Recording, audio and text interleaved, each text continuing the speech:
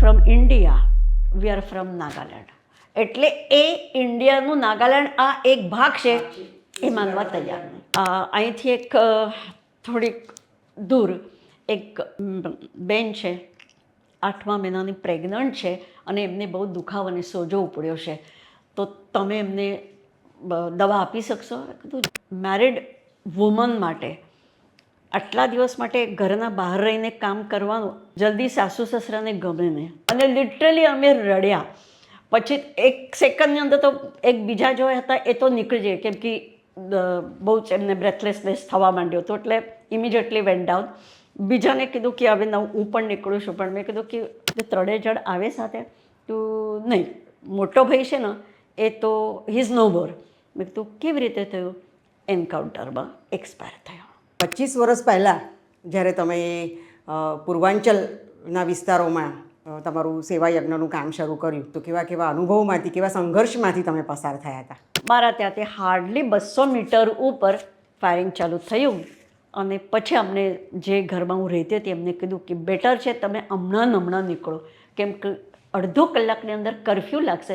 અને મણિપુરની અંદર તો એવું કે મહિનો કરફ્યુ હોય. નાગાલેન્ડની અંદર તો એવી રીતના જ હતું કે મિલિટન્ટના ઘેર જ, અને ઘણી વખત તો અમારે એક ગામથી બીજા ગામમાં જવાનું હોય, એટલે આખો દિવસનું જંગલની અંદર, પહાડની અંદર પ્રવાસ હોય, તો જોડે કોક મિલિટન્ટ જ અમારા રાખવાના. તિરંગા હાથ મેં લેંગે નહીં, એવી રીતે જે માનસિકતા હતી. તો એના માટે પણ અમે માનીએ છીએ કે હિન્દુસ્તાન હમારા है, तो हमारे तरफ से हम आपको गिफ्ट देना चाहते हैं.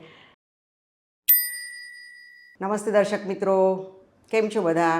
અમારા નવી સવારના પોડકાસ્ટ જોઈને તમને બધાને ખૂબ મજા આવે છે. તમારા પ્રતિભાવો અમને મળે છે, કેટલાક મિત્રોના ફોન પણ અમને મળે છે. એટલે સૌથી પહેલાં તો હું અમારા દર્શક મિત્રોનો ખૂબ ખૂબ આભાર માનું છું. તમે અમને પ્રોત્સાહિત કરી રહ્યા છો. એવી જ રીતે આજે નવા પોડકાસ્ટ સાથે અમે ઉપસ્થિત થઈ રહ્યા છીએ. આજે અમારી નવી સવારના સ્ટુડિયોમાં અમદાવાદના ખૂબ જ જાણીતા અને પ્રતિષ્ઠિત ડૉક્ટર એવા ડૉક્ટર પ્રતિભા આઠવલે ઉપસ્થિત છે. પ્રતિભાબેન, તમારું સ્વાગત કરું છું. ધન્યવાદ, thank you very much. Doctor Pratibha Athavale મૂળ મહારાષ્ટ્રના છે, એટલે મરાઠી પરિવારમાં જન્મ્યા છે. લગ્ન કરીને અમદાવાદમાં આવ્યા છે અને છેલ્લા 45 વર્ષથી અમદાવાદના એક જ વિસ્તારમાં, એક જ જગ્યાએ દાંતના ડૉક્ટર તરીકે ફરજ બજાવી રહ્યા છે. પણ મિત્રો, આપણે એવું કહીએ છીએ કે ઈશ્વર બધે પહોંચી નથી શકતો, એટલે એણે માતાનું સર્જન કર્યું છે. અને એવું પણ કહેવાય છે કે ઈશ્વર એટલે અડધો ડૉક્ટર. એવી જ રીતે આ પ્રતિભાબેન એવા સેવાવ્રતી ડૉક્ટર છે, એટલે એમણે પોતાના વ્યવસાયની સાથે સાથે તેઓ છેલ્લા 25 વર્ષથી વધારે દંતયજ્ઞનું કામ કરી રહ્યા છે. અને તમને જાણીને નવાઈ લાગશે કે એ એવા વિસ્તારોમાં એમનું સેવાવ્રતનું કામ કરી રહ્યા છે કે પૂર્વાંચલના, આપણો જે ભારતનો પૂર્વાંચલનો વિસ્તાર છે, ત્યાં તેઓ દર દિવાળીએ નિયમિતપણે જઈને અને ત્યાંના જે અભાવગ્રસ્ત લોકો છે તેમની માટે મેડિકલ કેમ્પનું આયોજન કરે છે. અને હવે આ પૂર્વાંચલના વિસ્તારની સાથે સાથે છેલ્લા 9 વર્ષથી તેઓ કાશ્મીરના વિસ્તારોમાં પણ, કાશ્મીરના લોકોની પણ તેઓ સેવા કરી રહ્યા છે. આવા પ્રતિભાબેન આજે આપણી વચ્ચે છે. આ દિવાળીમાં હું એટલા માટે જાઉં છું કે જનરલી આપણા અહીંયા ગુજરાતમાં દિવાળીમાં બધાનું જ દવાખાનું બંધ હોય છે, એટલે મારા માટે આ એક એડવાન્ટેજ હતું. કારણ મારી દીકરીઓ તે વખતે જ્યારે 25 વર્ષ પહેલાં મેં કામ ચાલુ કર્યું, વિવેકાનંદ કેન્દ્ર, સેવા ભારતી અને કલ્યાણાશ્રમ, એમના દ્વારા આ કામ ચાલુ કર્યું. તો તે વખતે મારી દીકરીઓ નાની હતી, સ્કૂલમાં ભણતી હતી. હવે બરાબર દિવાળીના સમયે આપણા અહીંયા તો બધી સ્કૂલો બંધ હોય, એટલે મારા ઉપર આટલું પ્રેશર નહોતું કે એમને તૈયાર કરવાનું, સ્કૂલે મોકલવાનું, હોમવર્ક લેવાનું. એટલે પછી મેં દિવાળીમાં જવાનું ચાલુ કર્યો. અને મારા હસબન્ડને મને બહુ જ સપોર્ટ કર્યો છે, જયંતને, કે મારા એબ્સેન્સમાં છોકરીઓને બરાબર રાખતા હતા. કારણ કે હું ના હોય, જો માં ના હોય તો કોક તો એક વ્યક્તિ તો ઘરમાં હોવું જ જોઈએ. અને એ વખતે મારા હસબન્ડે બહુ જ મને સપોર્ટ કર્યો અને એ ઘરમાં રહેતા હતા. એના કારણે એકચ્યુઅલી દિવાળીમાં હું જઈ શકતી હતી. હવે વાત છે આ વર્ષની. દર વર્ષે હું જે જઉં છું પૂર્વાંચલમાં, તો બધા અલગ અલગ રાજ્યોમાં અત્યાર સુધી કામ કર્યો છે. અરુણાચલ છે, નાગાલેન્ડ છે, મણિપુર છે, મિઝોરમ છે, મેઘાલય છે, જેમના આપણે કહીએ છીએ કે 7 સિસ્ટર્સ. તો એવા રાજ્યોની અંદર કે જે આપણા ભારતના જે ઇન્ટરનેશનલ બોર્ડર છે કે બધી જ બાજુથી આપણું ભારત પૂર્વોત્તર રાજ્યો જે છે આમાંથી જોડાયેલા જો છે એ અલગ અલગ દેશ સાથે જોડાયેલા છે. એક બાજુ ભૂતાન, એક બાજુ પાકિસ્તાન આવે, એક બાજુ ચાઇના આવે ને એક બાજુ બાંગ્લાદેશ આવે. હવે ત્યાંના જે લોકો બોર્ડર ઉપર રહેતા હોય એમના માટે જે મેડિકલ ફેસિલિટીઝ આપણે જેમને વાત કરીએ છીએ, ખાસ કરીને દાંતનો, કેમ કે દાંતના ડૉક્ટર તો હોય જ નહીં, મેડિકલ સ્ટોર ત્યાં આગળ હોય નહીં, એટલે ત્યાં જઈને જો આપણે એમના માટે કંઈક કરીએ તો એ લોકોને એમ લાગે, કેમ કે આટલા બોર્ડર ઉપર રહેતા હોય અને બોર્ડરના પાર જે દેશો છે સિવાય કે ભૂતાન કેવા છે બધા જાણે છે કે કેટલું એ એન્ક્રોચમેન્ટ કરે છે અને બધું પરિવર્તન કરવા માંગે છે લોકોના જોડે. એટલા માટે આપણે ત્યાં જઈએ તો એમનામાં એ ભાવના આવે કે આપણે બધા ભારતીય છે, એ ભાવના જાગૃત થાય. એટલે હું તો કહું કે ત્યાં જઈને સેવા આપવાનું એક અલગ વસ્તુ છે, પણ એમના મનમાં કે નહીં, rest of Indians they care for us, એ સૌથી અગત્યનું હતું. સેવા બરાબર આપણા પ્રોફેશનના હિસાબથી આપણને ડેન્ટલ ટ્રીટમેન્ટ આપતા ફાવે છે, પરંતુ એના પાછળનું જો ભૂમિકા છે કે એ લોકોને લાગવું જોઈએ કે હા, આપણા માટે બધા જ ભારતીય કાળજી લે છે, આપણી કાળજી લે છે, આપણા હેલ્થ માટે કાં તો એજ્યુકેશન માટે, એ બધા જ અંદરથી ઈચ્છા રાખે છે કે અમારી પણ પ્રગતિ થાય. એટલા માટે ત્યાં જવાનું નક્કી કર્યું છે. તો અત્યારે ગઈ હતી અરુણાચલમાં. એના પહેલાં મેં એક વાત કરી, અલગ અલગ રાજ્યોમાં હું જઉં છું અને ત્યાં ઇન્ટેરિયરમાં કે જ્યાં ડૉક્ટર નહીં કાં તો મેડિકલ સ્ટોર પણ નહીં, એટલા માટે બધી આપણે મેડિસિન્સ જેમને કહીએ, ઇક્વિપમેન્ટ જેમને, એ બધું ત્યાં લઈ જવું પડે છે, કેમ કે ત્યાં મેડિકલ સ્ટોર નહીં હોય. એટલે આપણે અહીંયા કેવી રીતે કરીએ પ્રેક્ટિસ, પ્રિસ્ક્રાઇબ કરી દઈએ, પેશન્ટ બાજુમાં દુકાનમાં જઈને લઈ શકે. ત્યાં એવી રીતે છે જ નહીં. ઇવન સામાન્ય પેરાસિટામોલ લેવું હોય તો પણ એમને ઘણું દૂર જવું પડે. એટલા માટે જોડે દવાઈ પણ લઈ જવું પડે અને પછી ત્યાં 3 દિવસ રોકાઈને આપણે ડેન્ટલ ટ્રીટમેન્ટ આપીએ છીએ. તો આ વખતે અરુણાચલ હતું. ઘણા કોક સમયથી વધારે શરૂઆત અરુણાચલથી જ થઈ. અત્યારે ફરીથી વચ્ચે નાગાલેન્ડ, મણિપુર આવું બધા રાજ્યો થયા, ફરીથી અરુણાચલ. શિયાંગ ડિસ્ટ્રિક્ટમાં જો રિજન છે ત્યાં આગળ કે અતિશય ઇન્ટેરિયરમાં કે ત્યાં આગળ તમારું રેન્જ નહીં, ઇલેક્ટ્રિસિટી નહીં, એટલે જનરેટરથી માંડીને અમે બધું લઈ જઈએ છીએ ગાડીમાં મૂકીને. અને રસ્તા નથી, બધા કાચા રસ્તા, પહાડી રસ્તા, એવા જગ્યાઓ કમ્પ્લીટ જંગલ જ હોય છે. એવા વિસ્તારમાં જઈને શિયાંગ રિજનમાં આ વખતે કામ કરવાનું હતું. પ્રતિભાબેન, તમે જે વર્ણન કર્યું તમારું દંતયજ્ઞ તમે જ્યાં ચલાવો છો, એ સાંભળીને તો એવું થાય કે ખરેખર બહુ મોટું સાહસનું કામ છે. તો આ એક સાહસ જ કહેવાય અને છતાં સેવા છે, એટલે આ પ્રેરણા તમને ક્યાંથી મળી? આમ જોવા જાય તો થોડુંક આપણે અહીંયા પણ અંધકન્યા પ્રકાશગૃહ છે કે રેડ ક્રોસ વગેરે, ત્યાં જઈને નાનું કામ, મારું રેકોર્ડિંગની વગેરે હું કામ કરી આપતી હતી. અંધકન્યા પ્રકાશગૃહના જે છોકરીઓ છે, ખાસ કરીને 10th, 11th, 12th કોલેજની છોકરીઓ, ઇંગ્લિશ બુક્સ એમને હું વાંચીને રેકોર્ડ કરીને કેસેટ્સો બધી આપતી જ હતી. પણ ઘરમાં બેસીને આવું થાય. ત્યાં આગળ એવી રીતે થયું 95માં.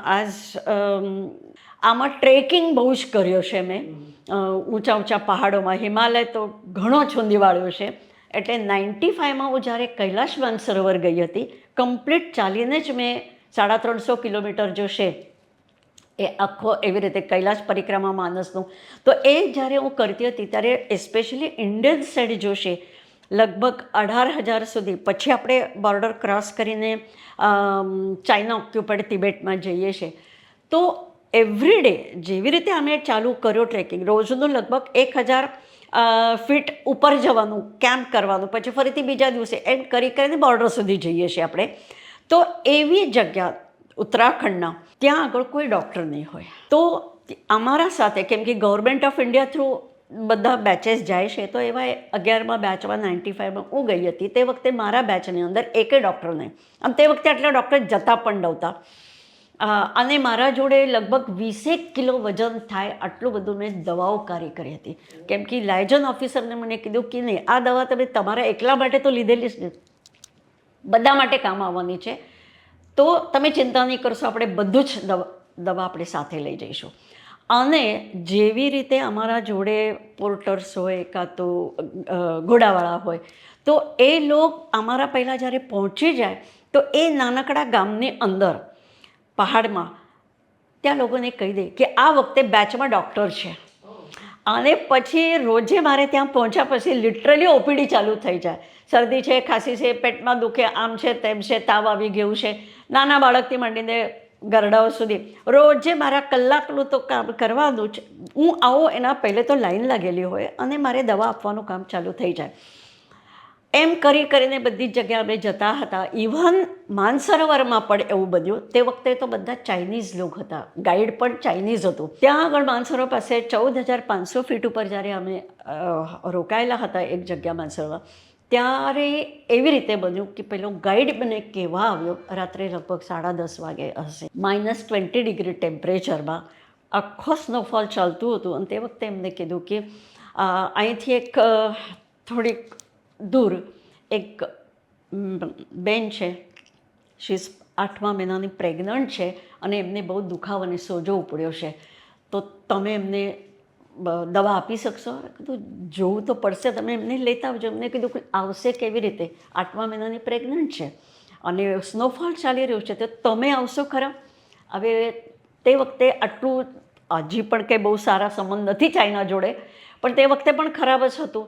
એટલે અમને અમારા લાયઝન ઓફિસરને કીધું હતું કે કોઈએ પણ એસ્પેશિયલી એકલા લેડીઝ બહાર જાય નહીં ક્યાંય. હવે એમને જ્યારે વાત કરી, મેં કીધું હું કેવી રીતે આવું, લાયઝન ઓફિસરની પરવાનગી લાગશે. અને I was in a dilemma. As a doctor I should go, આ મારું ફરજ છે, ડૉક્ટર તરીકે મારી ફરજ છે.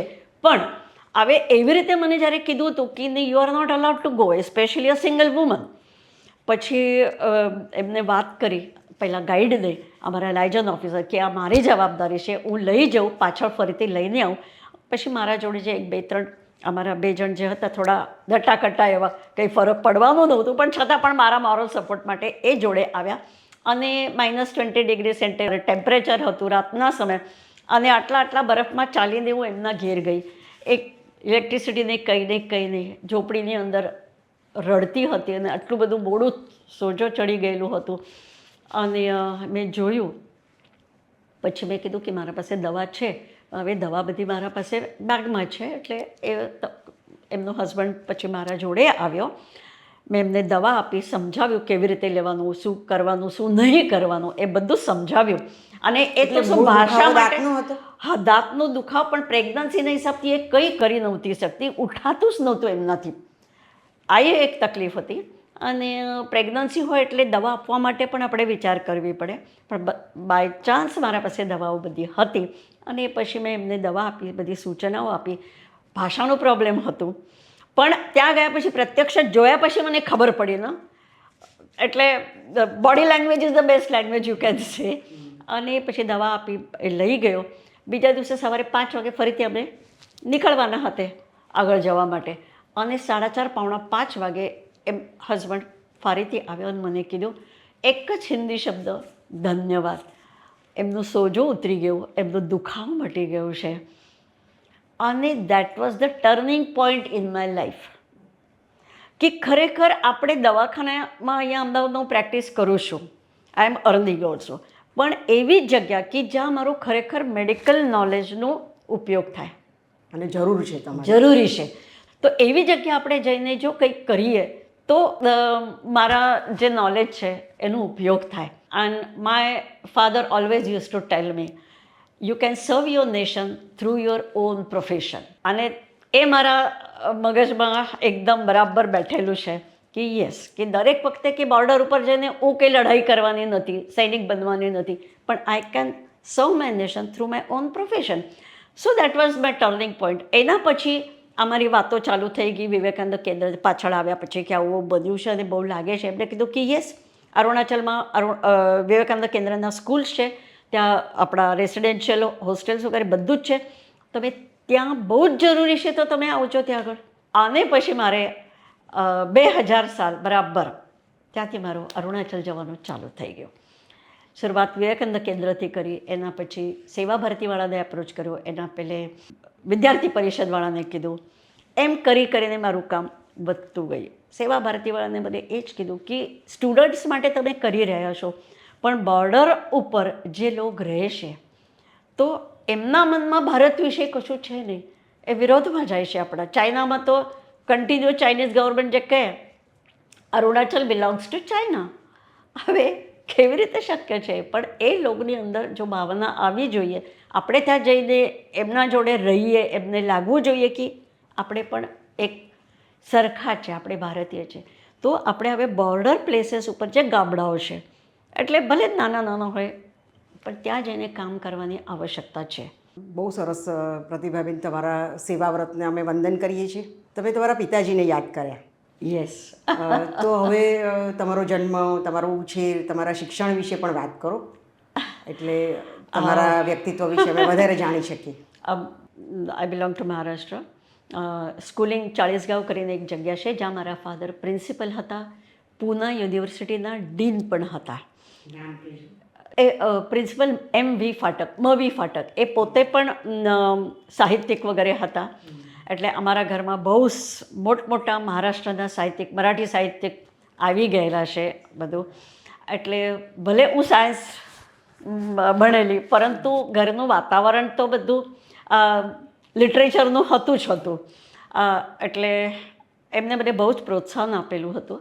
બધા સ્પોર્ટ્સમાં, બેડમિન્ટન, ટેબલ ટેનિસ, ડ્રામેટિક્સ, સ્વિમિંગ, એ પણ. અને મારી મમ્મી પણ એ જમાનામાં, એટલે યુ કેન સે લગભગ 90 years એગો, એ જમાનામાં એમના ફાધર કે જે એટલે મારા નાનાજી એ હતા ગ્વાલિયરમાં.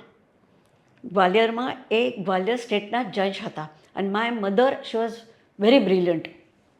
એટલે 4થા ધોરણમાં જ્યારે હતી ત્યારે આખા સ્ટેટમાં એ સેકન્ડ આવી.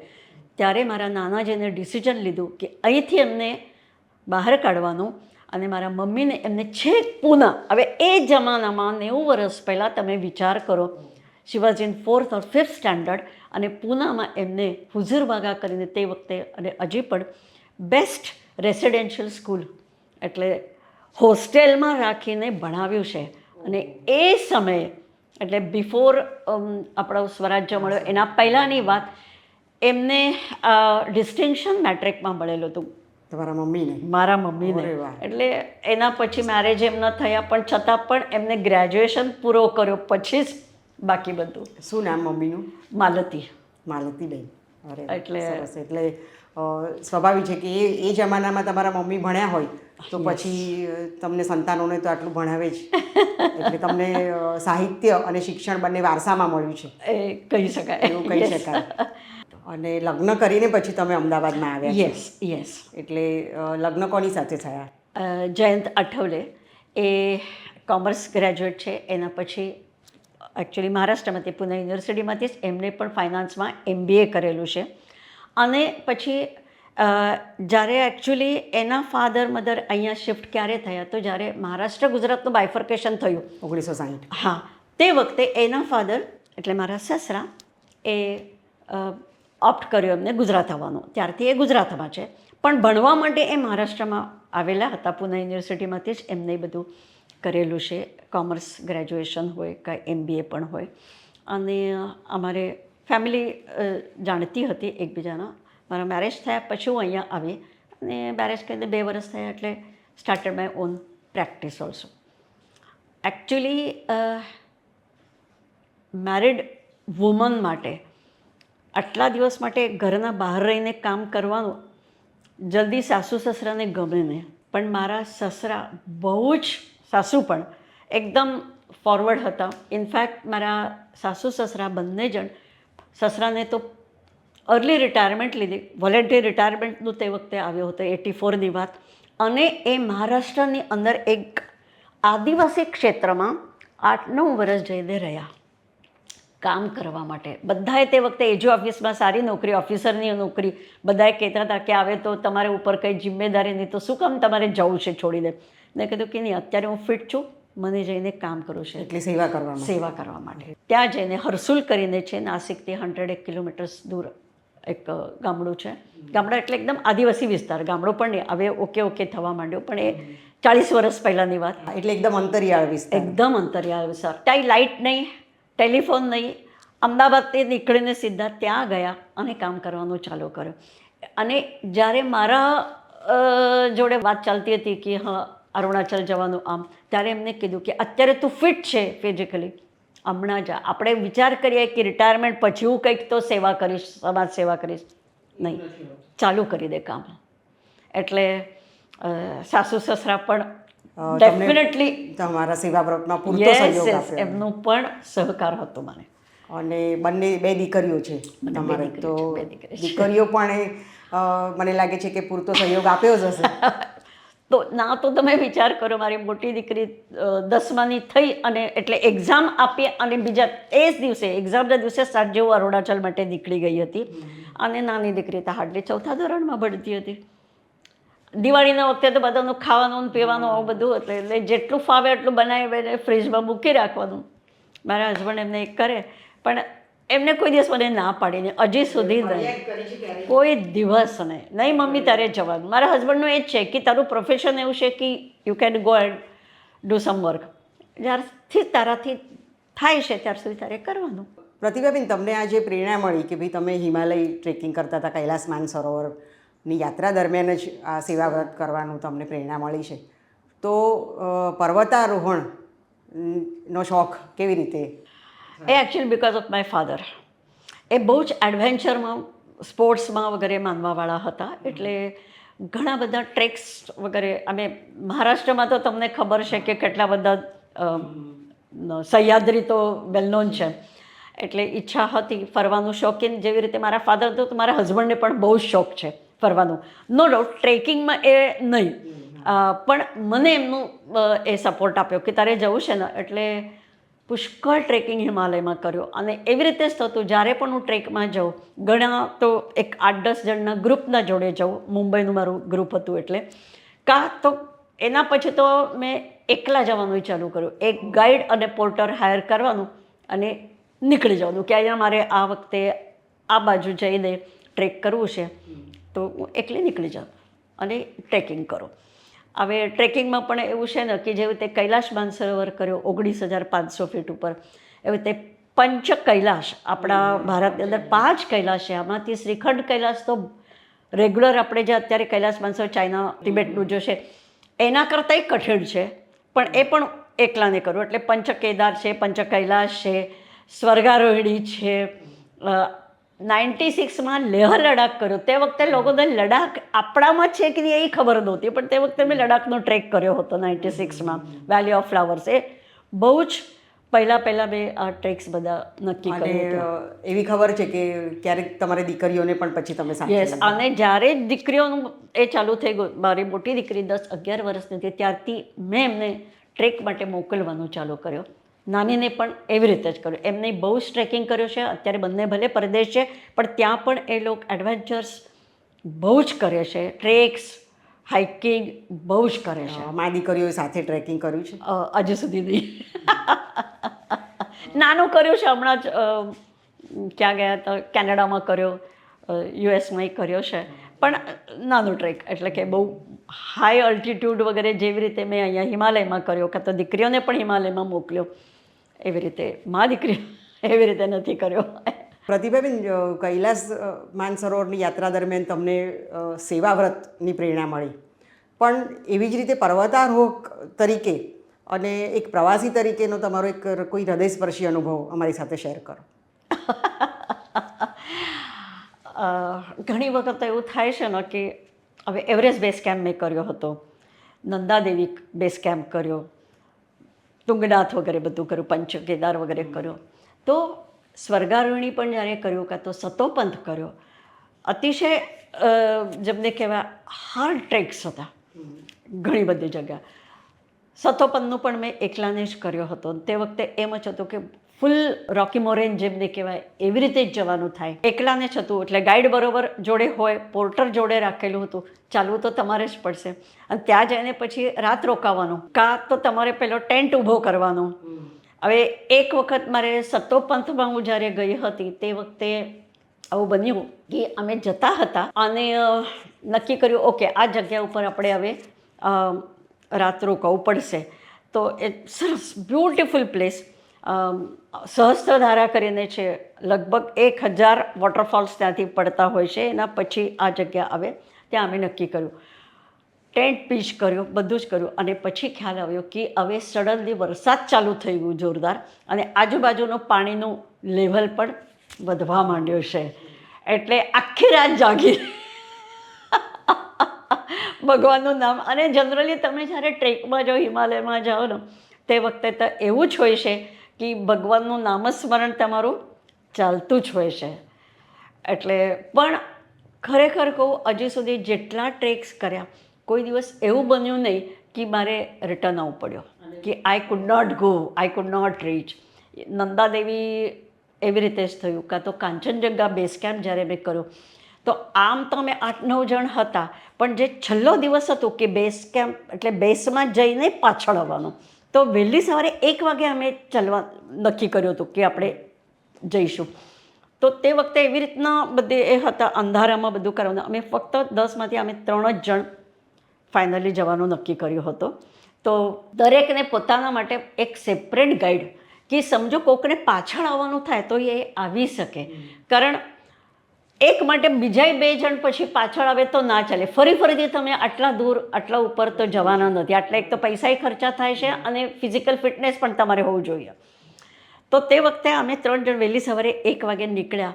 કરીને લગભગ 4 વાગે અમે બેઝ સુધી પહોંચ્યા કાંચનગંગાના. પણ તે વખતે અમે થોડા ડિપ્રેસ થઈ ગયા કારણ બહુ ક્લાઉડ્સ આવી ગયા હતા. ક્લાઉડ્સ આવી ગયા. અમે ભગવાનને ખરેખર મેં કીધું કે અમે ગાઈડને પૂછીએ ક્યાં છે કાંચનગંગા, એમને કીધું આ સામે છે પણ દેખાતું નથી. એટલે એમ લાગ્યું કે આપણે અહીંયા સુધી પહોંચી ગયા છે. આટલા અંધારામાં બધું ઉપર ચડીને એ 16,000 ફીટ ઉપરનું હતું જ. તો 15-20 મિનિટ તો આપણે અહીંયા રોકાવાનું છે અને હજી સનરાઈઝ ચાલુ નથી થયું.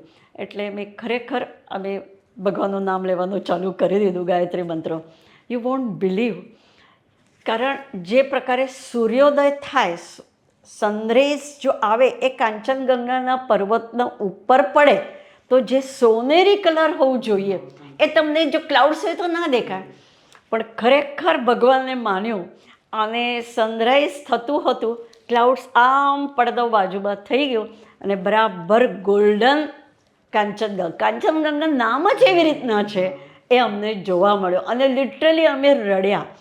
પછી 1 સેકન્ડની અંદર તો એક બીજા જો હતા એ તો નીકળી જાય, કેમ કે બહુ જ એમને બ્રેથલેસનેસ થવા માંડ્યો હતો. એટલે ઇમિડિયેટલી વેન્ટ ડાઉન. બીજાને કીધું કે હવે હું પણ નીકળું છું, પણ મેં કીધું કે ગાઈડને મેં કીધું કે મને આ ફરીથી લાવો મળવાનું નથી. અને મેં લિટરલી કાંચનગંગાને અને સૂર્ય ભગવાનને સાષ્ટાંગ નમસ્કાર કે તું મને આજે દર્શન આપ્યો. Your existence I could feel. ના તો પછી આટલા બધા ક્લાઉડ્સ હતા અને અમારા પહેલાં જેટલા લોકો અઠવાડિયા 10 દિવસથી જતા હતા, એવરીબડી વોઝ ટેલિંગ કે નહીં ક્લાઉડ્સ છે. પણ ભગવાનના દયાથી અમને બહુ સુંદર દર્શન કાંચનગંગાનું થયું. સેમ એવરેસ્ટના વાટે પણ થયું હતું. પ્રતિભાબેન, વ્યવસાયની સાથે સાથે તમે પર્વતારોહણ પણ ઘણા વર્ષો કર્યું છે, તો એક અનુભવથી નહીં ચાલે, એકાદ બીજો અનુભવ પણ અમને કહો.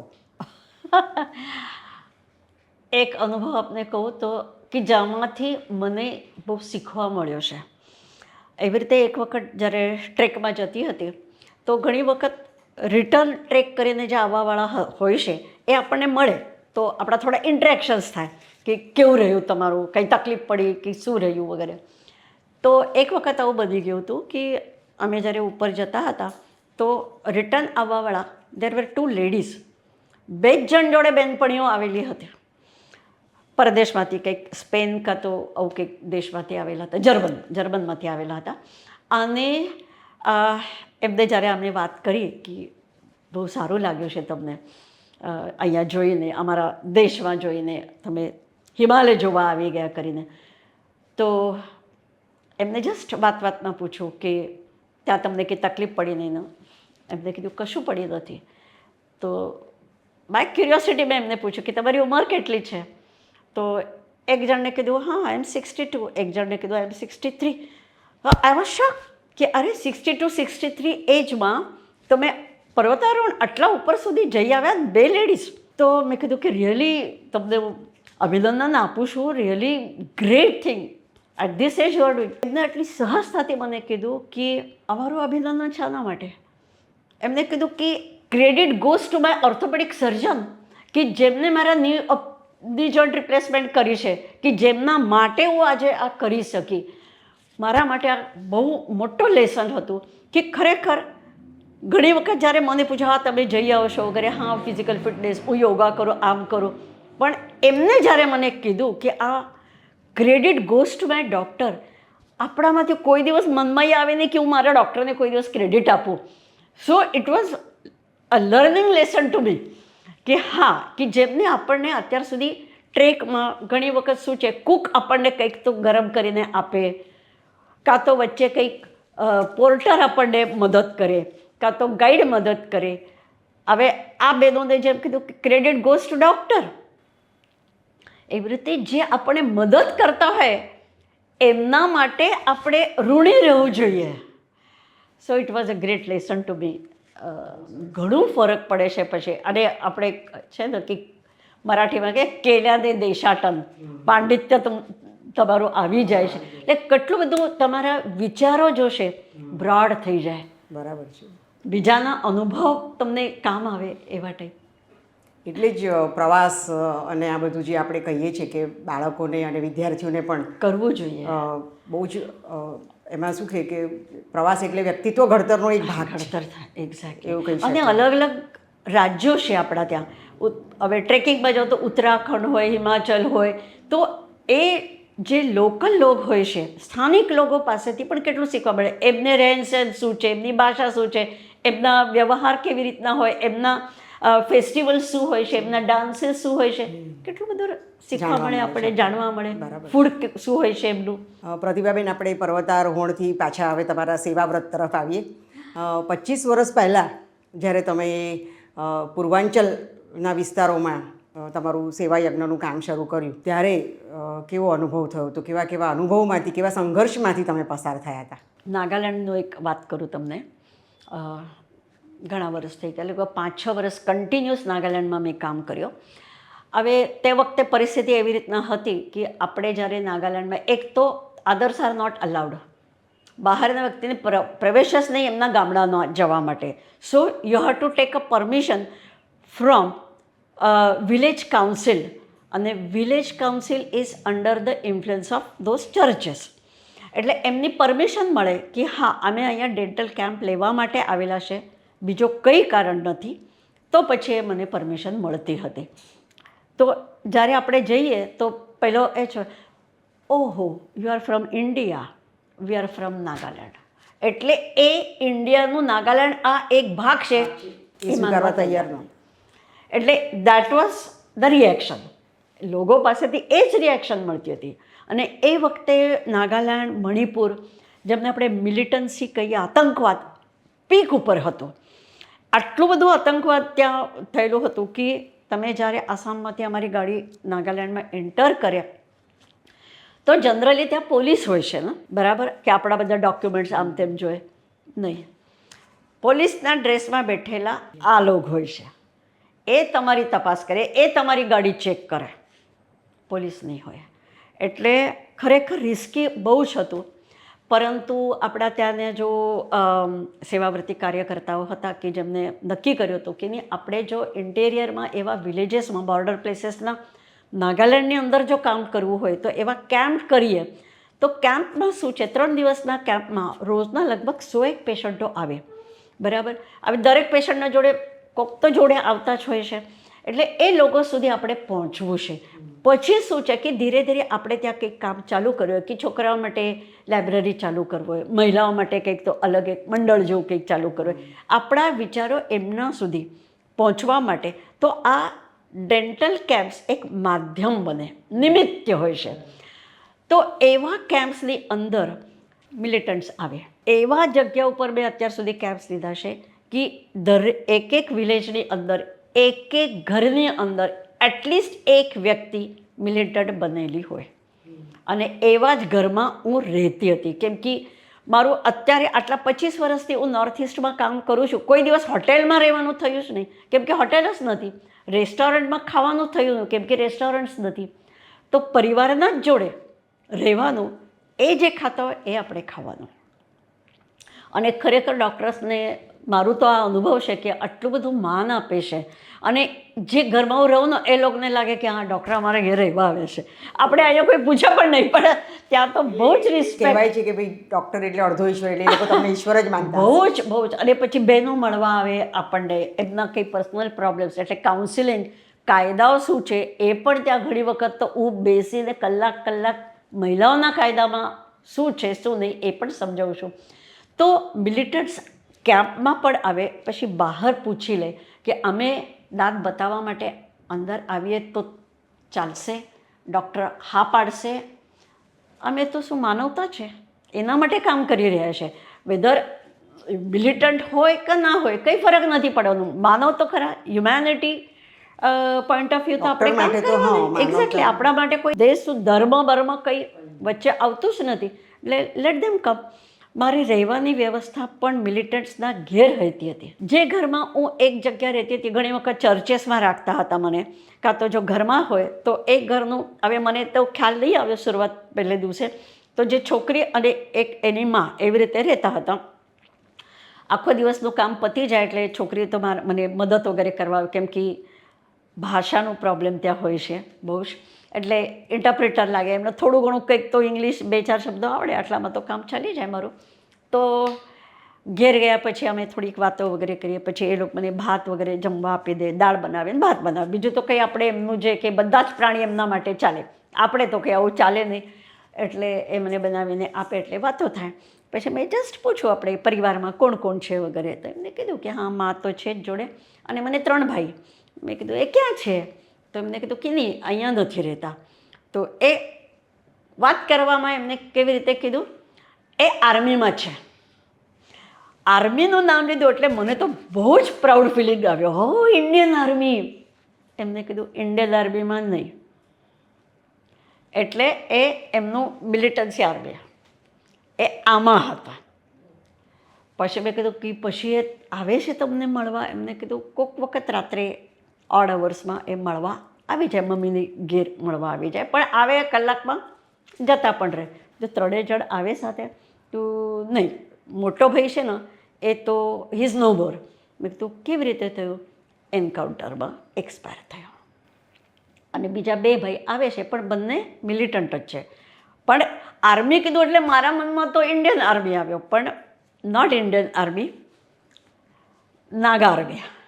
કેમ કે એમને તો નાગાલેન્ડ સેપરેટ જોઈએ છે ને, એટલે દેટ્સ વાય આટલી બધી મિલિટન્સી. એ બધું સાંભળીને બીક નથી લાગી? ફક્ત એક જ મેં કર્યું, એમને કીધું કે હવે સમજો કે મારા માટે એમને સેપરેટ વ્યવસ્થા રાખી ઊંઘવાની. મેં કીધું કે ચાલ ને આપણે વાતો કરીશું. પછી એમ થોડુંક મ્યુઝિકનું શોખ હતું અને હિન્દી ફિલ્મ્સનું, ફિલ્મી સોંગ્સનું. તો મને કહે કે તમને કંઈક આવડે? સાચું કહો તો મને કે બહુ કંઈ આવડતું નથી, પણ મેં કીધું કે હા આવડે છે મને, અને તને ટ્યુન્સ બતાવું તને. અને એમ કરીને એમને જે ફિલ્મી ગીતોનું જે જોતું હતું એ મેં ગાઈને બતાવી દીધું. એટલે ખુશ. મેં કીધું ચાલ ને વાતો કરીશ એટલે તું મારા જોડે સૂઈ જા. મારા મનમાં એ સમજો કે રાત્રે એમનું ભાઈ આવી જાય, આપણને જોઈ જાય કે આ કોણ છે, એના કરતાં બેટર એ મારા જોડે જ છે, એવી રીતે. પણ ઘણા પેશન્ટ તરીકે પણ મિલિટન્ટ્સ આવે. બહાર પૂછી લે મારા મમ્મીને હું લઈ આવું તો ચાલે? ચાલે, કેમ નહીં. એવા કેટલાક મિલિટન્ટ્સ આવીને ટ્રીટમેન્ટ લઈને ગયા, એમના ફેમિલીઝને લઈને આવ્યા, એમને ટ્રીટમેન્ટ આપણે આપેલી છે. કેવળ માનવતા. નાગાલેન્ડની અંદર તો એવી રીતના જ હતું કે મિલિટન્ટના ઘેર જ, અને ઘણી વખત તો અમારે એક ગામથી બીજા ગામમાં જવાનું હોય, એટલે આખો દિવસનું જંગલની અંદર પહાડની અંદર પ્રવાસ હોય, તો જોડે કોઈક મિલિટન્ટ જ અમારા રાખવાના. એક છોકરો લઈ લેવાનો એટલે આપણે સેફ. એ હોય તો આપણને કોઈ કરે નહીં ને. અને પછી આ લોકોની અંદર કમ્યુનિકેશન હોય એટલે આપણે સેફ રહીએ છીએ. એટલે એવા કેટલાક કિસ્સાઓ છે. મણિપુરમાં એકચ્યુઅલી આ જેવી રીતે હું કેમ્પ્સ લઉં એવી રીતે 6-7 જગ્યા ઉપર મેં ડેન્ટલ ક્લિનિક્સ એસ્ટાબ્લિશ કર્યા છે. મારે તો અમદાવાદમાં મારી એક ક્લિનિક મારું છે જ, પણ અહીંયા મેં એક્સપાન્શન કશું નહીં કર્યું. પણ મેં નોર્થ ઇસ્ટમાં મણિપુર છે, આસામ છે, મેઘાલય છે, એવા જગ્યા ઉપર મેં ક્લિનિક્સ એસ્ટાબ્લિશ કર્યા છે. એક વખત આવું બની ગયું કે ત્યાં કંઈક તો મારું કેમ્પ પૂરો થયું અને અમારે બીજા દિવસે આરામથી નીકળવાનું હતું મણિપુરથી, નાગાલેન્ડથી આસામ, અને પછી બીજા દિવસની મારી રિટર્ન ફ્લાઇટ હતી. અને અચાનક વહેલી સવારે 5:30 વાગે ધાડ ફાયરિંગ ચાલુ થઈ ગયું. મારા ત્યાંથી હાર્ડલી 200 મીટર ઉપર ફાયરિંગ ચાલુ થયું. અને પછી અમને જે ઘરમાં હું રહેતી હતી એમને કીધું કે બેટર છે તમે હમણાં નીકળો, કેમ કે અડધો કલાકની અંદર કરફ્યુ લાગશે.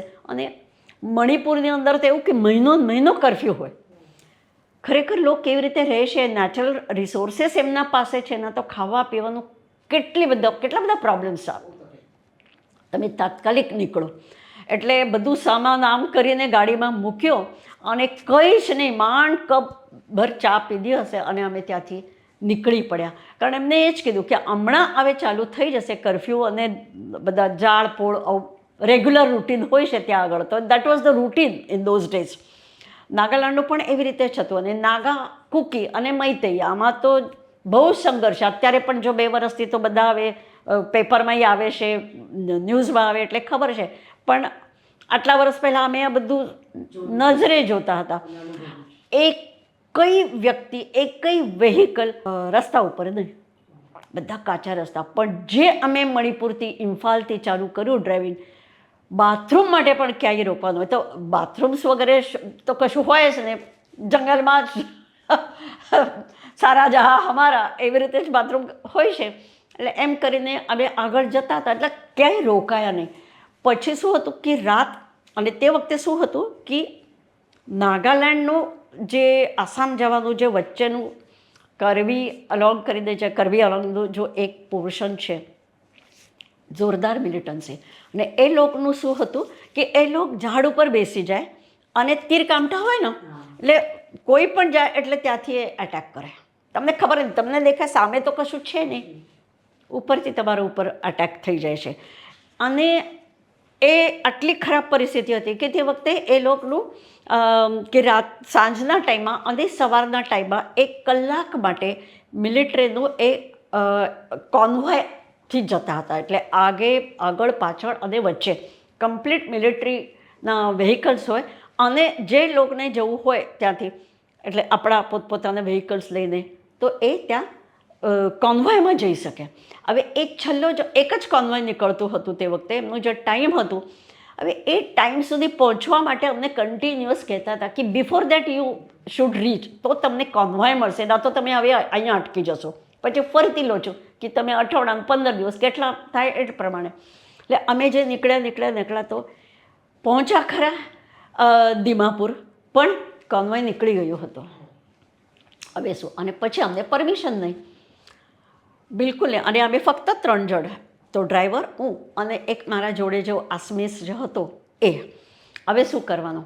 તો મને પહેલાં સુરેન્દ્રજી કરીને જો છે આપણા સેવા ભારતીના આસામના પૂર્વાંચલના, એમને મને કીધું ગમે કરો દીદી, તમે ટ્રાય ટુ કન્વિન્સ પોલીસવાળા, આર્મીવાળા, અને તમે નીકળો ત્યાંથી.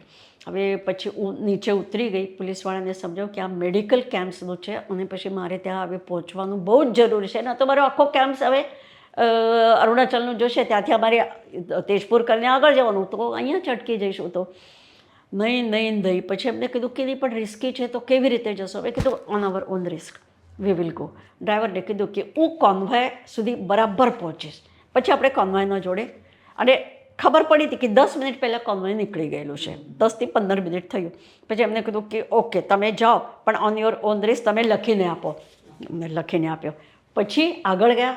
પછી બીજો તો અમારી ગાડી જોઈને ચોંકી ગયા કે તમે આવ્યા જ કેવી રીતે? મેં કીધું કે નહીં, આવો પ્રોબ્લેમ છે, હું પોતે ડૉક્ટર છું અને મારે ત્યાં કેમ્પ છે, એટલા માટે મારે જવું પડ્યું. અને અમે ઇમ્ફાલથી આવેલા છે, મણિપુરથી આટલા ડ્રાઈવ કરીને આવેલા છે. મેં કીધું કે તાત્કાલિક હવે નીકળો તમે ઓન યોર ઓન રિસ્ક. પણ નીચે બાંધ બધાની હોવું જોઈએ એવી રીતે. અને કોઈ પણ વચ્ચે હોય તો પણ વચ્ચે ગાડી રોકાવશો નહીં, કેમ કે અંધારું થઈ ગયેલું હતું, દેખાય નહીં તમને કંઈ પણ હોય વચ્ચે ઓબ્સ્ટેકલ, તમારે રોકાવાનું નહીં. જેમ ધનાટ તમે ગાડી ચલાવશો એમ કરીને અમે જે ગાડી દौડાવી છે, અંધારું થઈ ગયેલું પણ અમે કોન્વોય સુધી પહોંચી ગયા. કોન્વોય પહોંચ્યા તો પણ એ લોકોને એમ નવા લાગી બધા આર્મીવાળાને કે તમે આવ્યા કેવી રીતે. પછી કીધું કે આવું આવું છે.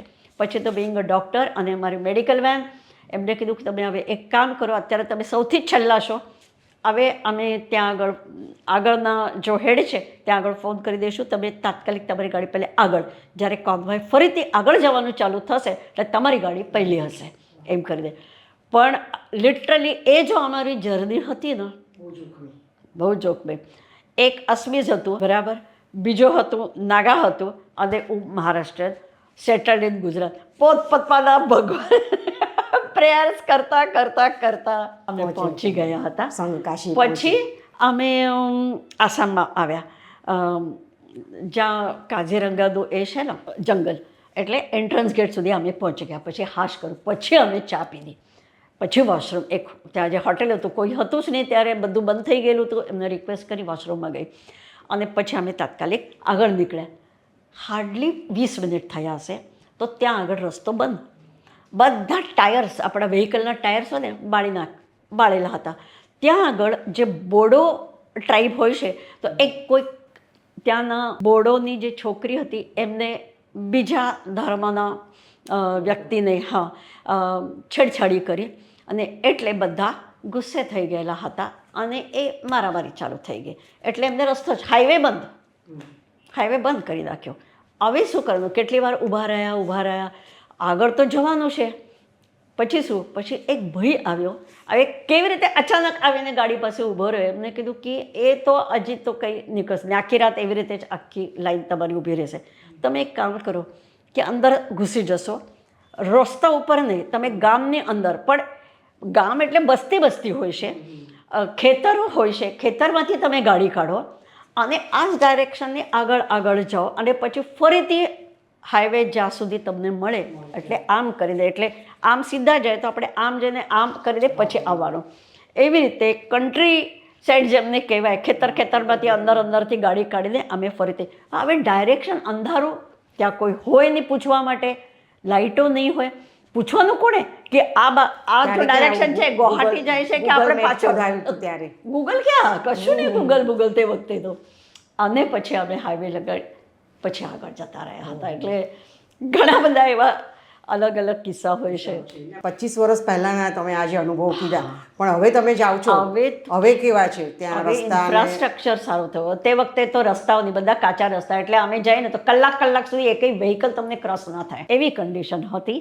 કાં તો રેસ્ટોરન્ટ્સ વગેરે કંઈ જ નહીં, એટલે અમે જોડે જ થર્માસમાં ચા લઈને જતા હતા, કંઈક તો ખાવા માટે લઈને જતા હતા, કેમ કે જ્યાર સુધી પહોંચે નહીં ત્યાર સુધી તમને કંઈ મળવાનું નહીં.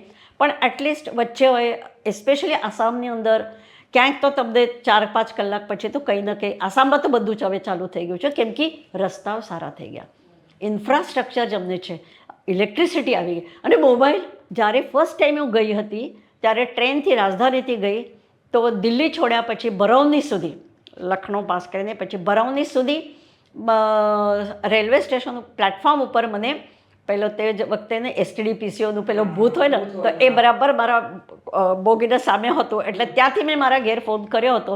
એના પછી આખો મારા કેમ્પ્સ પૂરા કરીને પાછળ આવતી વખત ફરીથી બરૌના જ્યારે આવી ત્યારે મેં કોન્ટેક્ટ કર્યું. ત્યાર સુધી કશું જ નહીં, કમ્યુનિકેશન નહીં, ઇલેક્ટ્રિસિટી નહીં. પણ હવે મોબાઈલ ઘણી બધી, નો ડાઉટ અરુણાચલ બહુ ઇન્ટેરિયર હોય તો હજી પણ નેટવર્ક ના મળે, પણ ઘણું કનેક્ટિવિટીમાં ફરક પડી ગયું છે. ઇલેક્ટ્રિસિટીમાં સુવિધાઓ વધી ગઈ, ઇન્ફ્રાસ્ટ્રક્ચર, લોકોના વિચારોમાં બદલાવ આવી ગયો. કે જે પેલો એવું હતું કે વાકરોમાં હતી, ત્યાં એક આપણી વિવેકાનંદ કેન્દ્રની બહેનો 5-6 છોકરીઓને વિવિંગનું શીખવાડવાનું ત્યાં કેન્દ્ર છે ખટખટી કરીને.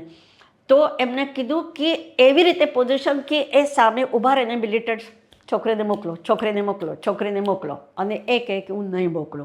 અને એવા કેટલાક છોકરીઓ ગાયબ થઈ ગયેલી છે અત્યાર સુધી તો, કેમ કે એમને મિલિટન્ટ બનાવે. પણ શી વોઝ વેરી સ્ટ્રોંગ. અને હવે કોઈ છેડછાડી નહીં.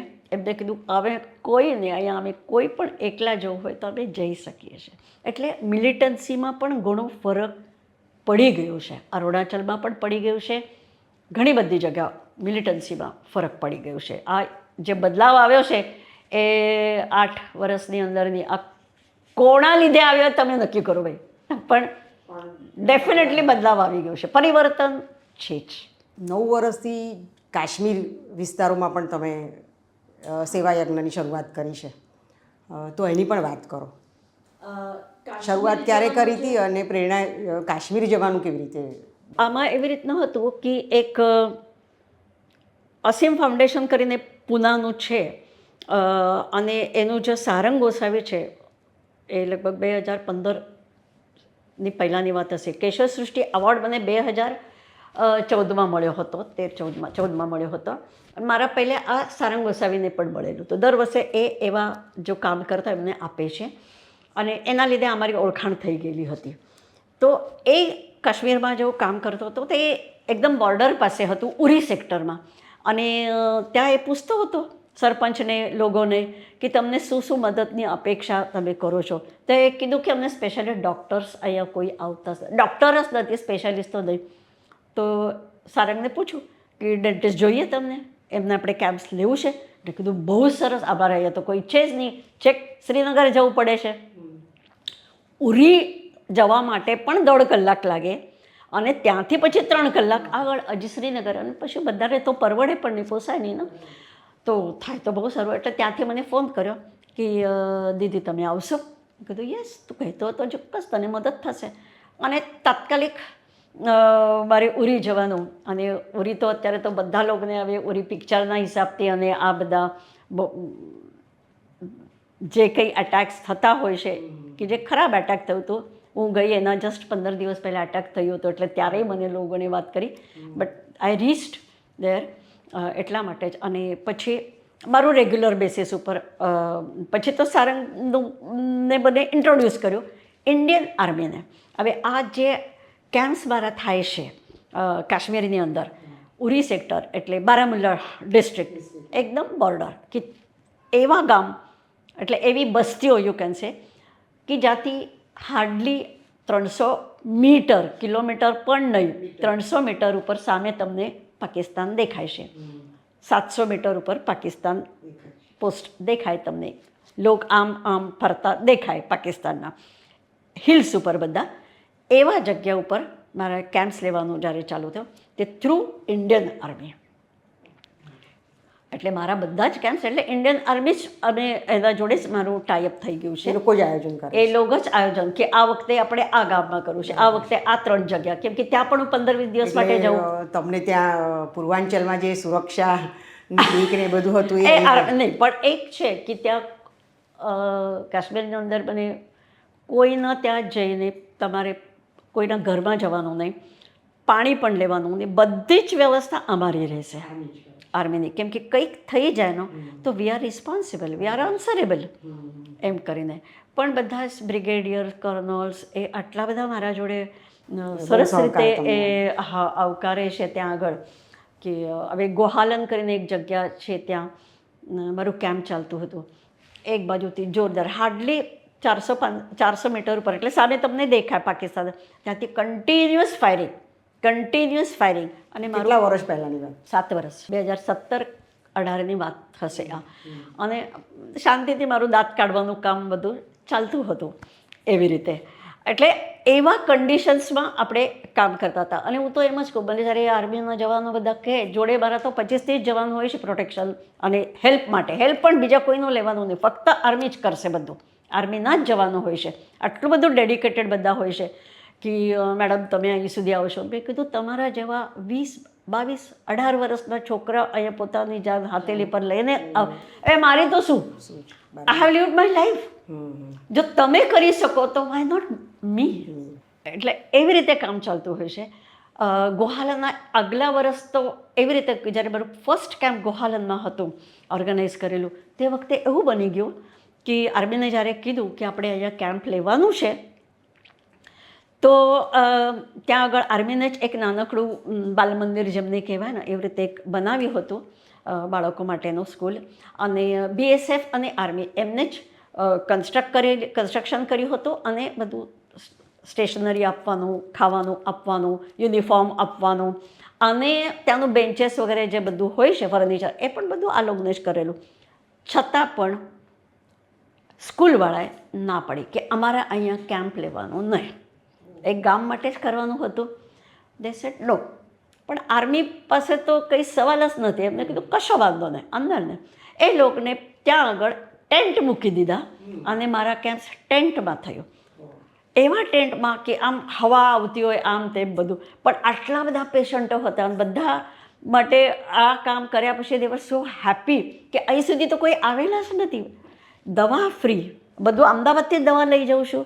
મારા પાસે બધા જ ઇક્વિપમેન્ટ્સ જેવી રીતે મેં નોર્થ ઇસ્ટમાં કર્યું છે. મારા પાસે જનરેટર છે, કોમ્પ્રેસર છે, મારી ડેન્ટલ ચેર છે ફોલ્ડિંગ, બધી જ ટ્રીટમેન્ટ, દાંત કાઢવાનું, દાંતમાં ચાંદી ભરવાનું, ફિલિંગ કરવાનું, એટલે સર્જરીઝ કરવાની, સ્કેલિંગ કરવાનું, એ બધું જ કામ હું ત્યાં જેવી રીતે નોર્થ ઇસ્ટમાં કરું એવી રીતે આખો સેટઅપ મારા પૈસાથી કાશ્મીરમાં પણ મૂક્યો છે, આર્મી પાસે આપી રાખ્યો છે, કોમ્પ્રેસર વગેરે એવરીથિંગ. હવે એ તો આ લોકોને જોયેલા જ નથી કોઈ દિવસ. એવી ટ્રીટમેન્ટ એમને ત્યાં ઘેર બેઠા બેઠા મળી ગઈ. આપણે જેમ કહીએ છીએ ને ઘર આંગણે, એવી રીતે એમને મળી ગઈ. ઘર બેઠા ડૉક્ટર. હા, તો એ મળી ગઈ એટલે દે વર વેરી હેપી. ત્રીજા દિવસે લાસ્ટ ડે હતું મારો અને સડનલી હવા બદલાઈ ગઈ. બપોરે 1 વાગ્યા પછી 15 મિનિટની અંદર આટલું બધું સ્ટોર્મ્સ ચાલુ થઈ ગયું, ક્લાઉડ્સ આવ્યા અને જોરદાર વાદળ અને વરસાદ. અમે તો કામ કરતા હતા ટેન્ટમાં, ટેન્ટ ઉડી ગયો અને મારા તો બધા ઇક્વિપમેન્ટ્સ ઇલેક્ટ્રિસિટી ઉપર, જનરેટર પર. લિટરલી 15 મિનિટની અંદર બધું ઉપાડીને, જો એક ગેલેરી હતી પહેલાં સ્કૂલવાળાને તો ના પાડી હતી આચાર્યને પહેલાં, ત્યાં આગળ બધું મૂકી દીધું. ઘણો ભીનો થઈ ગયો હતો પણ છતાંય અમે ત્યાં આવીને ઊભા રહી ગયા. હવે શું કરવાનું, આટલો વરસાદ અને કડાકો થાય છે. તો થંડર સ્ટોર્મ જેમને કહેવાય ને એવી રીતે. અને પછી કોકને મેં ઇન્જેક્શન આપ્યું હતું, લોકલ એનેસ્થેશિયા દાંત કાઢવા માટે. કોકને કીધું હતું કે હા સાંજે હું આ કામ દાંત સાફ કરી આપું, ફિલિંગ કરવાનું બાકી છે. એ બધા અપોઇન્ટમેન્ટ્સ કહીને જ રાખેલા હતા. કોકના દાંતે કાઢવાના બાકી. તો પછી એ લોકો આવ્યા, હવે તમે અમારું તો કામ તમારે કરવું પડશે. મેં કીધું કરવાનું કેવી રીતે, આ તો બધું હવે ઉડી ગયું છે. અને પછી આર્મીવાળા તો તે વખતે કન્ડિશન એવી રીતે હતી કે આર્મી કંઈ પણ લોકલ સ્થાનિક લોકો એમને બોલી ના શકે. પછી મેં કીધું કે તમે જો પરમિશન આપી હોત ને, મને આ ક્લાસરૂમ એખાદ આપી દીધી હોત તો અત્યારે એવું ના બનત. મારે તો રૂમ જોઈએ તો જ હું હજી કામ કરવા તૈયાર છું. પછી એમને કીધું કે હવે मेरा क्या होगा मैडम? मैंने बोला कुछ नहीं, आप जाकर लेकर हमें पूछ लेना. बोला कहाँ है अभी चाबी, ये बंद करके गए होंगे. मैंने बोला આટલું નાનું ગામ છે, તમને તો ખબર જ હશે ચાવી ક્યાં છે ક્યાં નહીં. પછી ગયો, 2 મિનિટની અંદર ચાવી લઈને આવ્યો અને રૂમ ખોલી. આર્મીવાળાને ફટાફટ જવાનોને મદદ કરીને બધું ફરીથી રૂમની અંદર, બધા બેન્ચેસ હતા એ બાજુમાં રૂમમાં મૂક્યા અને એક રૂમની અંદર મારું સેટઅપ કરી નાખ્યું અને બધાને ટ્રીટમેન્ટ કરી. દેટ ટાઈમ દે રિયલાઇઝ કે કેટલા ડેડિકેશનથી એ આટલા દૂરથી અહીંયા આવે છે અને આપણે ના પાડેલી છે. અને ટીચર્સ હતા એમાંથી 1-2 જણ તો, એટલે તરત ફરક પડી ગયો. માનસો નહીં, નેક્સ્ટ યર જ્યારે મારું કેમ્પ ફરીથી એ લોકોને કીધું કે નહીં ફરીથી આ વખતે અમને જોઈએ છે. તો તે વખતે જ્યારે અમારી ગાડી આમ આવતી હતી, પહાડ ચડવાનું હતું, તો પેલો આચાર્ય, પેલો પ્રિન્સિપલ હતું એ મળ્યો. એમને કીધું मैडम हमने 2 रूम्स आपके लिए खाली करके रखा है और आप आराम से काम कर पाओगे. પરિવર્તન આવી ગયું. આપણે ભાષણબાજી કરીને પરિવર્તન ના લાવી શકીએ. આપણા કામથી એમને ખબર પડી ગઈ કે હા આટલા દૂરથી ડૉક્ટર્સ આપણા માટે આવે છે તો આપણે સપોર્ટ, આપણે કોઓપરેટ કરવાની જરૂરી છે.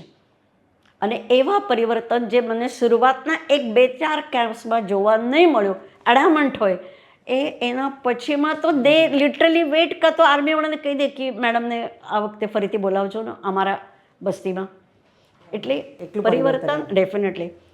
હવે એક ખાસ વાત કરો કે પ્રાઉડ ફિલિંગ આવે. એકદમ ઇન્ટેરિયરનું જ એ હતું ત્યાં પોસ્ટ પણ હતી આપણી આર્મીની દરેક જગ્યાએ, એટલે દેખાય છે સામે પાકિસ્તાન છે વગેરે. તો મારા 3 દિવસનું કેમ્પ હતું. સ્કૂલની અંદર પણ જઈને મેં લેક્ચર્સ વગેરે આપ્યા હતા, counselling, what to eat, what not to eat. ખાસ કરીને શરૂઆત કેવી રીતે હું કરું, હા, દાંતના માટે હું આવેલી છું એટલે ડેન્ટલ હાઇજીન, ડેન્ટલ કેર. શરૂઆત એવી રીતે 5 મિનિટની અંદર જનરલ આપણા બોડી વિશે, આખું એના વિશે કે આપણે હેલ્થ વિશે શું કાળજી લેવાનું, શું નહીં, એમ કરીને પછી એજ્યુકેશન, ગર્લ્સ એજ્યુકેશન, એવી રીતે. એના પછી મેરેજ લાઈફ, એ બહુ જ જરૂરી છે કે આટલી નાની ઉંમરમાં લગ્ન થઈ જાય. 1 વર્ષની અંદર બાળક થવું જ જોઈએ. હવે 16-17 વર્ષની છોકરી એવી રીતે મારા પાસે આવે, 23-24 વર્ષે 5-5 છોકરાઓ પેદા કરેલા હોય છે, અને ઘણી વખત તો સીઝર પણ દર વર્ષે કરતા હોય છે. આપણા અહીંયા બધા ડૉક્ટર ના પડે, ત્યાં તો બિનદાસ કરે છે. તો એ બાબત જાણ કરવાની, અવેરનેસ એ કરવાનું, શું ખાવું જોઈએ, આરોગ્યના વિષય, અને એ પણ ગર્લ્સ એજ્યુકેશન, મેરેજેબલ એજ કયો છે અને કેટલા બાળકો થવું જોઈએ, સાયન્ટિફિક રીઝન્સ આપીને એવા સ્કૂલની અંદર મેં લેક્ચર્સ આપ્યા છે. ઘણા સ્કૂલની અંદર એમને કીધું કે અમારા સ્કૂલની અંદર ફક્ત પ્રિન્સિપલ જ અત્યાર સુધી અસેમ્બલી લીધેલી હોય, અને ત્યાં તો હું શપથ લેવડાવું છું છોકરાઓ છોકરીઓ પાસે કે નહીં, 21 વર્ષ પહેલાં મેરેજ નથી કરવાનું. અને લે છે, ખ્યાલ આવી જાય એમને પણ આપણે સમજાવ્યા પછી. સાયન્ટિફિક રીઝન્સ આપો ને તમે કે એના પાછળનું કારણ. તમે તો ડૉક્ટર છો એટલે કદાચ વધારે એ લોકોને અસર. એક વખત આવું બન્યું ગયું કે એવું લેક્ચર આપ્યા પછી સાયન્ટિફિકલી મેં બધું એ વાત કરી, તો બીજા દિવસે પ્રિન્સિપલ પોતે ફરીથી આવ્યા, મેડમ એક તમે છે ને ગઈકાલે તો તમારું બહુ સરસ થઈ ગયું હતું, પણ અમારા જો 9-10ની જે છોકરીઓ છે ને એમના માટે રિપ્રોડક્ટિવ સિસ્ટમ તમે શીખવાડશો.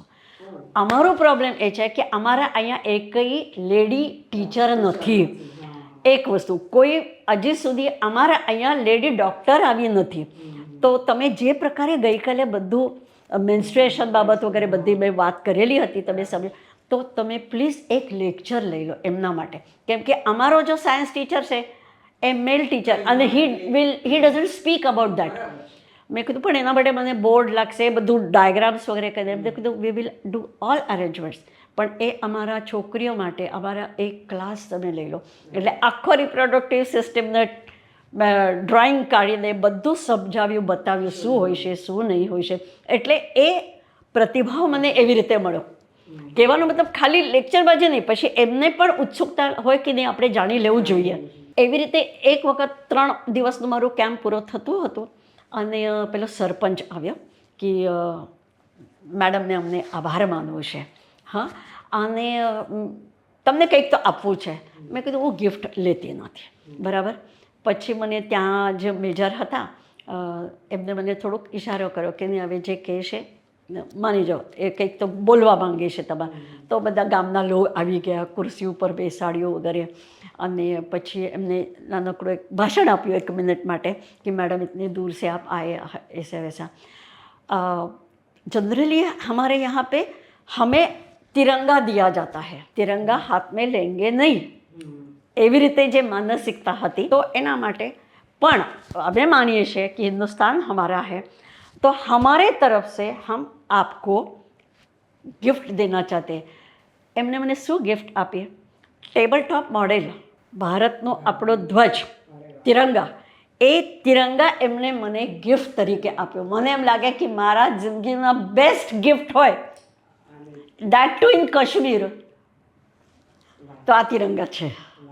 એટલે આનાથી મોટો એવોર્ડ, એનો તો મોટો એવોર્ડ શું કે તમે જે અમારા માટે કર્યો છે.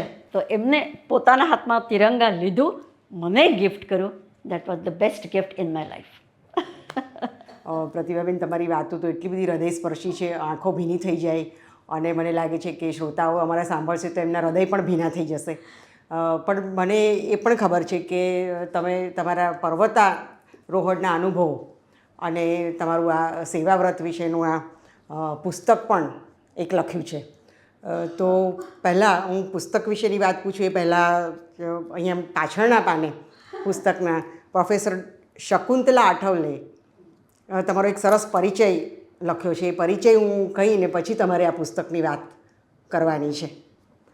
વ્યવસાય ડેન્ટલ સર્જન, અંતઃકરણથી રસિક કવિ, દ્રષ્ટિ ચિત્રકારની, મન સાહસિક ભ્રમણથી હિમાલયમાં મન શાંતિ અને પરમ તત્વ સ્પર્શ શોધનારું એ મનને જડ્યો કર્તવ્યનો અર્થ.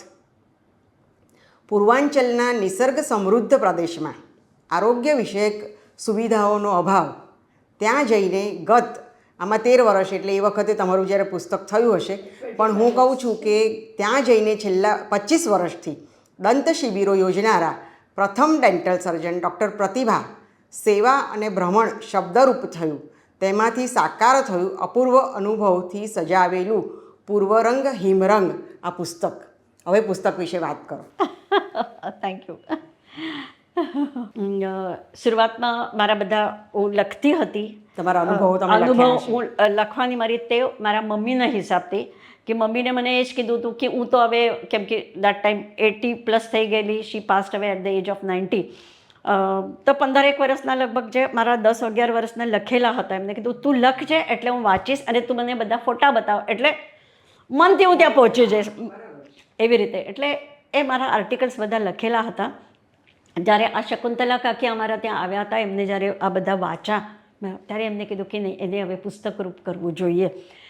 પછી મારા તો બધા મરાઠીમાં લખેલા છે, તો અમે પછી તે વખતે એ બધા આર્ટિકલ્સો અને કોન્ટિનેન્ટલ પ્રકાશનને પણ એકદમ પ્રાયોરિટી રૂપમાં, કેમ કે એમને એવી રીતે કીધું કે એનાથી પ્રેરણા મળે બીજા લોકોને અને એ એવા કામમાં જોડાઈ જાય. અને ખરેખર ઘણા એવા મને મળી ગયા કે જે કામમાં જોડાય, એટલીસ્ટ એમને પૂર્વાંચલ વિશે વગેરે ખબર પડી જાય, એ એક વસ્તુ. અને બીજા ડોનેશન્સ આપવા માટે લોકો બહુ જ આગળ આવ્યા. અરે વાહ.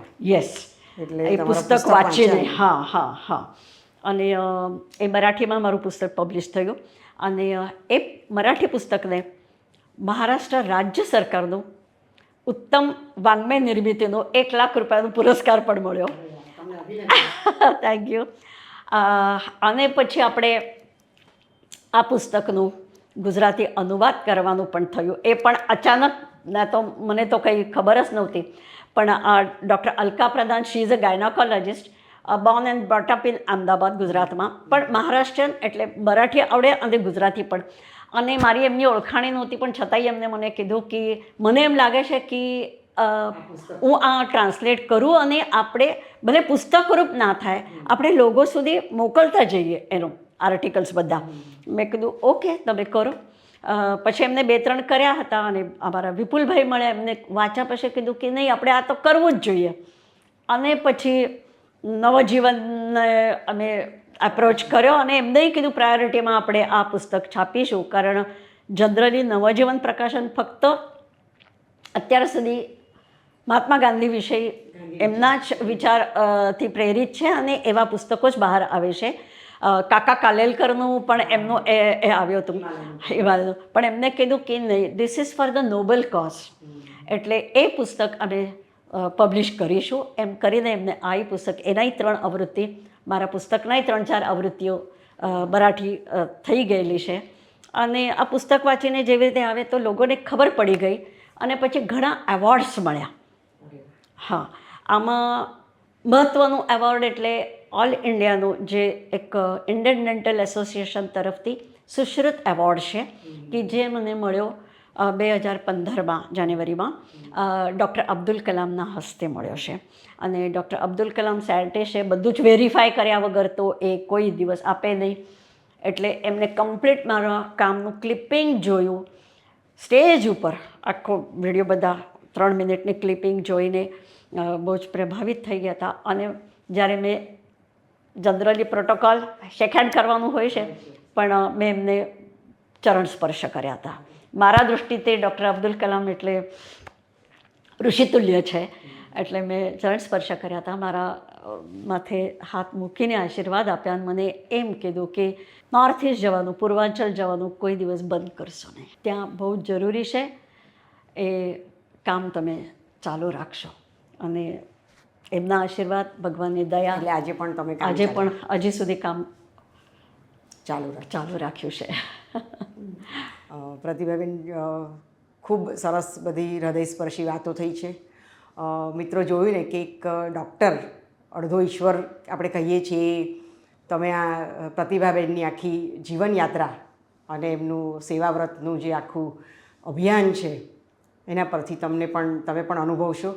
અને પ્રતિભાબેનનો હું આજે ખૂબ ખૂબ આભાર માનું છું કે અહીંયા પણ અમદાવાદમાં એમનો જે વ્યવસાય છે એ તો ચાલુ જ છે, પણ છતાં એમાંથી સમય કાઢીને આજે તમે ઉપસ્થિત રહ્યા, અમારી સાથે આટલા સરસ અનુભવો વાગોળ્યા, એ માટે હું તમારો ખૂબ ખૂબ આભાર હું તો પોતાને ભાગ્યવાન સમજું છું કે આપનો સેલ્યુટ ઇન્ડિયાનો એવોર્ડે તમે મને આપ્યો અને આજે અહીંયા મને આમંત્રિત કર્યું પોડકાસ્ટ માટે. મનાપસંદ ધન્યવાદ, ખૂબ ખૂબ ધન્યવાદ.